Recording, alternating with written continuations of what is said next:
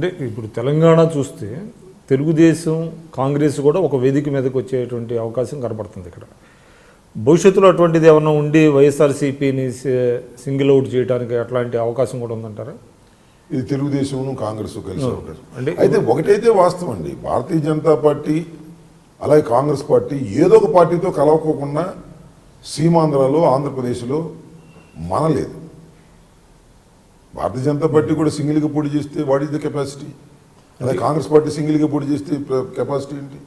ఇప్పుడు జాతీయ పార్టీలకు ఆంధ్రప్రదేశ్లో తావు లేదు, గెలిచేటటువంటిది పవర్లోకి వచ్చేటువంటి అవకాశాలు లేవని. కానీ నాకు తెలిసి మీ పార్టీలో చాలామంది సీనియర్లు అంటే ఎస్పెషల్లీ కాంగ్రెస్ నుంచి వచ్చిన వాళ్ళు, మీరు కూడా కాంగ్రెస్ నుంచే వచ్చారనుకోండి, కాంగ్రెస్తో పొత్తు పెట్టుకుంటే మనకి కొంత బాగుంటుంది అంటే ఓట్లు రేపొద్దున, ఎందుకంటే ఇప్పుడు 1000 ఓట్లు 500 ఓట్లతోనే ఫలితాలు అటు ఇటు తారుమారయ్యే పరిస్థితుల్లో కాంగ్రెస్తో సెయిల్ అయితే బాగుంటుంది అనేది ఒక వర్గం, అట్లానే సెయిల్ కాకుండా ఉంటే నేను నా అభిప్రాయం చెప్పాను తప్ప పార్టీ అభిప్రాయం కాదు. సో పార్టీలో చర్చ రాలేదండి. పార్టీలో ఇప్పుడు this is not the time, actually too early. నేను ఏంటంటే కాంగ్రెస్ పార్టీతో కలిస్తే కాంగ్రెస్ పార్టీ ఓట్లు మనకు జమ అవుతాయి, కలిస్తే మంచిది అనేటువంటి వాదన ఉండి ఉండొచ్చు. నేను వ్యక్తిగతంగా అనేది ఏంటంటే కాంగ్రెస్ పార్టీకి విక్టిమ్లాగా మనం ఉన్నాం కాబట్టి, కాంగ్రెస్ పార్టీ మన దెబ్బతీసింది, కాంగ్రెస్ పార్టీ మన జైలుకి పంపింది అనేటువంటి భావన ప్రజల్లో ఉన్నప్పుడు ఆ కాంగ్రెస్ పార్టీతోనే మనం కలిస్తే కేవలం పదవి కోసమో పవర్ కోసమో కలిసామనే చెడ్డ పేరు రావడం వల్ల నష్టం జరిగింది అనేది నేను వ్యక్తిగతంగా ఫీల్ అవుతున్నటువంటి అంశం.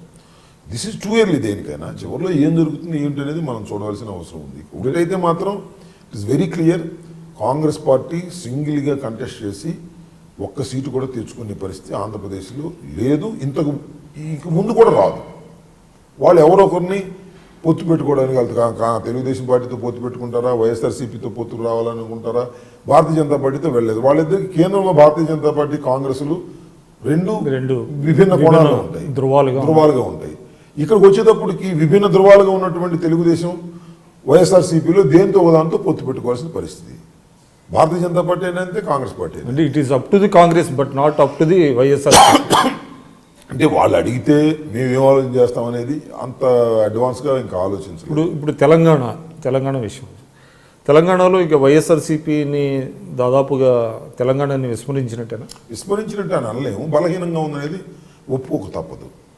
కానీ దాని మీద పెద్దగా మీ పార్టీ అధ్యక్షులు దృష్టి పెడుతున్నట్టుగా ఏం లేదు, ఇక్కడ బలోపేతం చేయాలని. కానీ ఒకటి ఏంటంటే ఇప్పుడు మెయిన్ కాన్సన్ట్రేషన్ 100% ఆంధ్రప్రదేశ్ మీద మాకు ఉంటుంది. ఎందుకంటే మేము అక్కడ బలంగా ఉన్నాం, ప్రధాన ప్రతిపక్షంగా ఉన్నాం.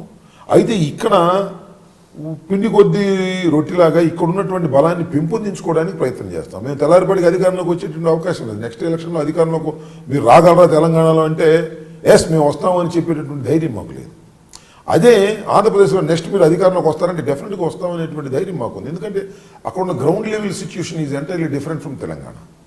పైగా ఇంకోటి మేజర్ హడ్డిల్ ఏంటంటే తెలంగాణలో తెలుగుదేశం పార్టీకి కానీ వైఎస్ఆర్ కాంగ్రెస్ పార్టీకి కానీ ఉన్న హడిల్స్ ఏంటంటే ఇవి ఆంధ్రాలో ఉన్నటువంటి నాయకుల ఆధిపత్యంలో ఉన్నటువంటి రాజకీయ పార్టీలు. సో ఇక్కడ స్థానం లేదు. ఇప్పుడు తెలుగుదేశం ఉంది, Chandrababu Naidu is from Andhra leader. ఇక్కడ YSR Congress party is from Andhra leader. ఈ ఆంధ్ర లీడర్స్ ఆధిపత్యంలో ఉన్నటువంటి రాజకీయ పార్టీలను ఎదగలేవు అనేటువంటి భావన అనేది ఒకటి ఉంటుంది. అది జాతీయ పార్టీలు కాదు. కాంగ్రెస్ పార్టీ ఇక్కడ ఛాన్స్ ఉంది. కాంగ్రెస్ పార్టీ జాతీయ లీడర్స్ కాకపోతే ఇక్కడ బహునాయకత్వంతో కాంగ్రెస్ పార్టీ కొద్దిగా ఇబ్బంది పడుతుంది. లేకపోతే కేసీఆర్కి ఆల్టర్నేటివ్గా ఉండగలిగింది, ఉండే అవకాశం ఉన్నది ఒక్క కాంగ్రెస్ పార్టీని. కాబట్టి ఇక్కడ కాంగ్రెస్ పార్టీలో బహునాయకత్వం, లీడర్షిప్, రాజశేఖర రెడ్డి లాంటి నాయకుడు లేకపోవడం ఇవన్నీ కూడా లేకుండా వస్తున్నాయి. ఒక టాక్ అయితే ఉంది 2009లో కూడా. అంటే ఇప్పుడు చంద్రబాబు నాయుడు గారు ఏదైతే చేస్తున్నారో వైఎస్ఆర్ చూపిన బాటలోనే చంద్రబాబు నాయుడు గారు పయనిస్తున్నారు.